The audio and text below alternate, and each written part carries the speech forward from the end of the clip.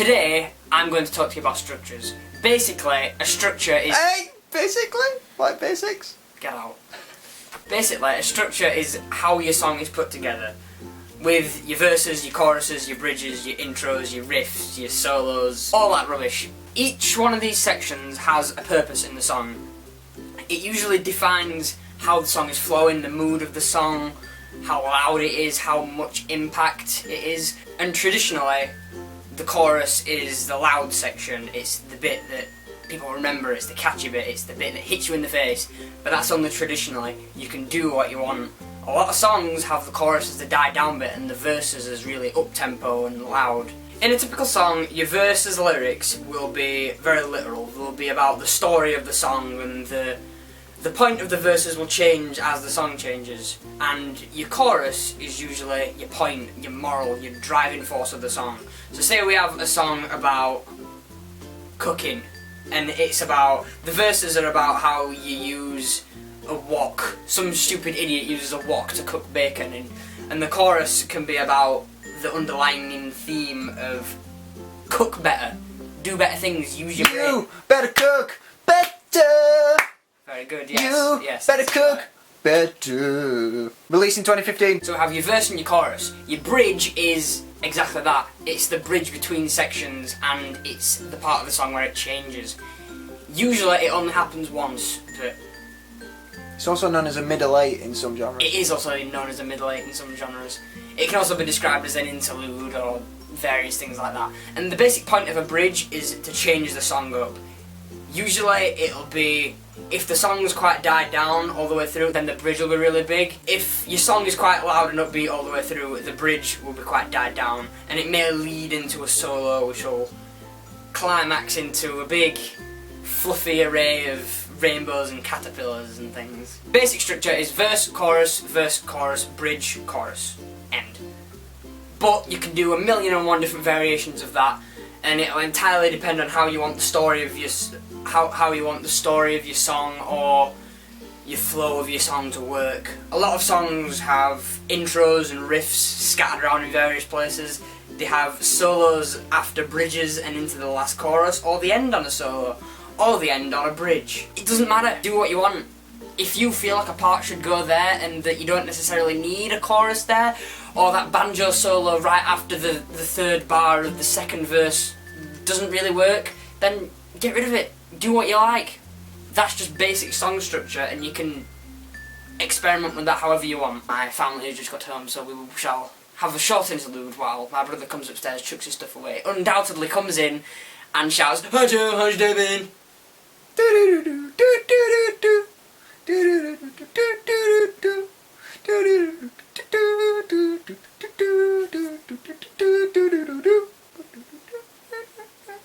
Keep it going, Lenny.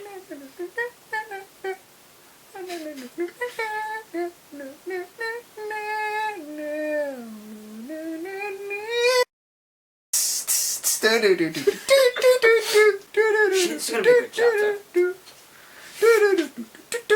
Oh my god, it's a battle! I didn't know this was happening here. Wow. Game of Thrones.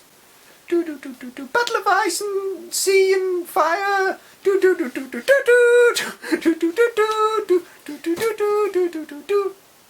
How's your day been, Sam? Good. You sure? Yes. Very good. That was my brother. Anyway, that was standard song structure. Most pop and rock songs are in that structure. Another kind of structure that you can do is called Strophic. And this is basically where you'll have one section that repeats over and over again throughout the song. And how in standard structure the hook of the song, the catchy bit, will be at the end of the chorus, usually. The hook in a Strophic song will be at the end of the section. So we'll call the section A. So we have A, B, A.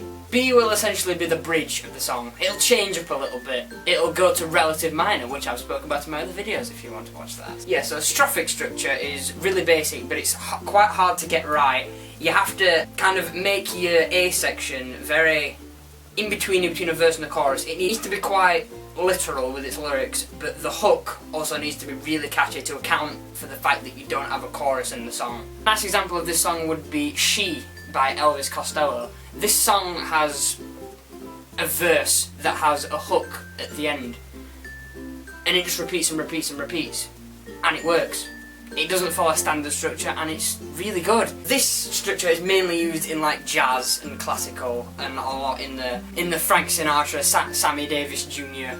era. It was used a lot then. Another kind of structure that you can use is a much harder one to get right, but when it's pulled off correctly, it can be good. This is progressive structure. That's not the actual name for it, that was just the name that I came up with for it. It's basically where you'll have, the song will work more like a symphony. It'll have different parts, it won't have verses or choruses, it'll have different parts that'll just, they can either be really contrasting or they can be kind of similar. From my experience, it's usually happened when you've wrote different parts of songs that we were thinking about using for individual songs, but you've just stuck them all together and made this Symphony. Probably the most well-known example of this is Bohemian Rhapsody by Queen.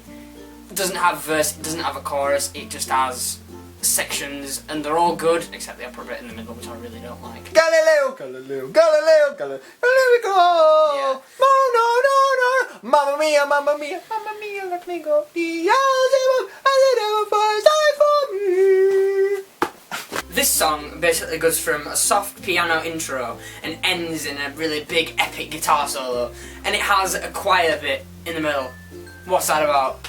Not a clue. But it works, and God knows that it's sold a hell of a lot. So, another example of this kind of song would be Jesus of Suburbia by Green Day. This song kind of changes a lot as well. It has a lot of different sections. It doesn't have an underlining verse or chorus, but again, it works. Those are three basic structures that you can use. Don't feel forced to write in a certain kind of structure. Always be open to different kinds of structures. Always write what you want to write and what feels right.